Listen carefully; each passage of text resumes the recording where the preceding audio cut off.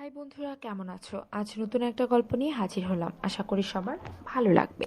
সবাই আমাকে সাবস্ক্রাইব করে রাখবে। বন্ধুরা, আজ তোমাদের শোনাবো ঝড়ের রাতে বন্ধুর সাথে মজার একটি ঘটনা।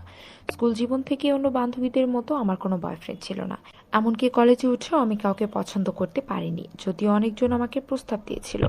কিন্তু আমি কাউকে একটা বিশেষ কারণে পাত্তা দিই না।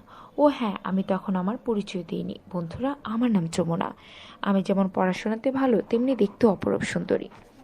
একেবারে কামদেবী বলা চলে। আমি যতবারই কোনো ছেলের সামনে যাই, ঠিক ততবারই আমাকে ঘিরে তার ভাবনা জেগে ওঠে। আমার কথা মনে করে নিজের অজান্তেই ছেলে বুড়ো সবার হাত চলে যায়। তবে এখন পর্যন্ত আমি কারোর সাথে কোনো ধরনের খেলা খেলিনি। কিছুদিন পরে এক ঝড়ের রাতে আমি যেদিন প্রথম খেললাম, সেই কাহিনী আজ তোমাদের শোনাবো। আমি গিয়েছিলাম আমার মাসির বাড়ি বেড়াতে। বিশেষ কারণে ফিরতে কিছুটা রাত হয়ে গেল। রাধাপুরে আসতেই আমি ঝড়ের কবলে পড়লাম। প্রচণ্ড বৃষ্টি ও বজ্রপাতের আওয়াজে কোনো শব্দই ঠিক করে শোনা যায় না। এদিকে এই দুর্যোগের কারণে সবগুলো বাড়িতে ইলেকট্রিসিটিও চলে গেছে।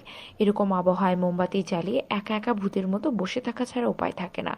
কিন্তু এই দুর্যোগের মধ্যে অন্তত হঠাৎই একটা ডিং ডং শব্দ শুনতে পেল। তখন বুঝতে পারলো কেউ ডোরবেলটা বাজাচ্ছে।